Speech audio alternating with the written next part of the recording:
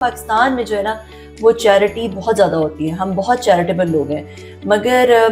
یہ سسٹمیٹک طریقے سے نہیں ہوتی، اس میں بہت گیپس اور انکنسسٹنسیز ہیں، غربت ختم نہیں ہوئی ہے چیریٹی کے تھرو.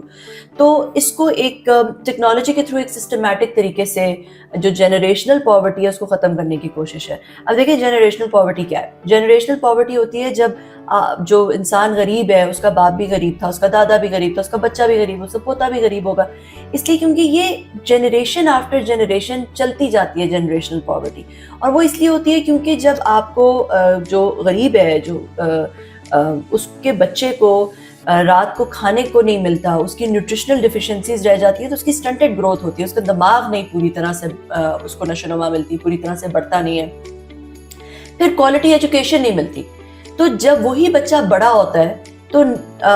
ایک تو اس کی پوری طرح سے انٹیلیجنس کا وہ لیول نہیں ہوتا، دوسرا اس کو کیونکہ وہ کوالٹی ایجوکیشن بھی نہیں ملی ہوتی تو وہ دوسرے انسان کے ساتھ کمپیٹ نہیں کر سکتا جو کہ اس سائیکل آف ڈس ایڈوانٹیج سے نہیں گزرا. تو کیا ہوتا ہے کہ دوبارہ غریب ہو جاتا ہے. تو یہ جو نسل در نسل پھر یہ غربت چلتی رہتی ہے. اس کو بریک کرنے کا یہی طریقہ ہے کہ ایک نسل کو سپورٹ کیا جائے، ایک نسل کو آپ بیسک فوڈ، جیسے فوڈ سیکیورٹی ہو، یہ نہیں کہ بس ایک دفعہ دسترخوان میں کھلا دیا اور بس ایک دن کھلا دیا اور ختم. ان کو بیسک گروسری دی جائے کہ بیسک نیوٹریشنل نیڈز، کسی کا بچہ رات کو بھوکا نہ سوئے، اور جو کوالٹی ایجوکیشن ہے اس میں ان کی ہیلپ کی جائے. اگر ایک جنریشن کی ہیلپ ہو جائے گی نا، یہ نہیں کہہ رہی کہ ان کو منگتا بنا دیں، یہ کہہ رہی ہوں کہ ان کو ایڈیشنل ایک جسٹ ٹو انشور کہ ان کو فوڈ سیکیورٹی مل رہی ہے، ایجوکیشنل سیکیورٹی مل رہی ہے. اگر ایک جنریشن کو اس طرح کی سپورٹ مل جائے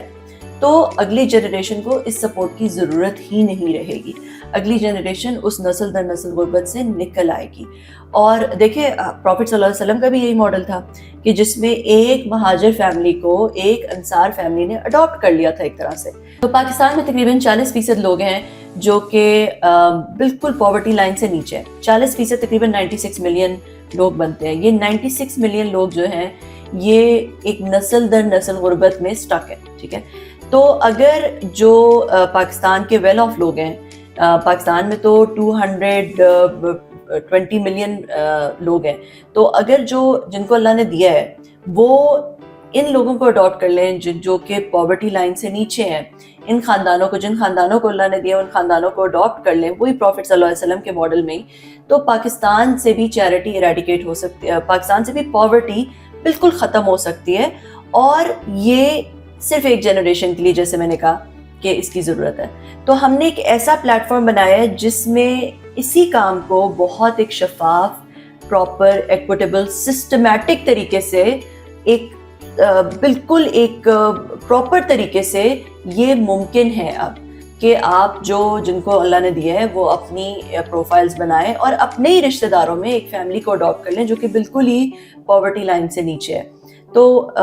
اس میں پلیٹ فارم میں سب نظر آتا ہے کہ جو آپ جس کو بھی اڈاپٹ کرتے ہیں اس کے شناختی کارڈ نمبر سے جو بینیفیشریز ہیں وہ یونیکلی آئیڈینٹیفائی ہوتے ہیں، ان کے جو بھی بینیفٹس ان کو مل رہے ہیں وہ ان کے شناختی کارڈ نمبر کے اگینسٹ پلیٹ فارم میں نظر آتے ہیں، ایپ میں نظر آتے ہیں. تو اگر کسی کو راشن مل گیا تو وہ نظر آ جاتا ہے کہ اس فیملی کو راشن مل چکا ہے، تو آپ دوسری فیملی کو دے سکتے ہیں. تو اس طرح ایک ایکوٹیبل طریقے سے جو پاکستان میں بالکل غریب فیملیز ہیں ان کو راشن، کوالٹی ایجوکیشن فراہم کی جا سکتی ہے.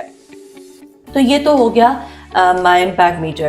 مائی امپیکٹ میٹر کی جو جرنی ہے یہ ایک سوشل انٹرپرائز ہے، اور سوشل انٹرپرائزز جو ہیں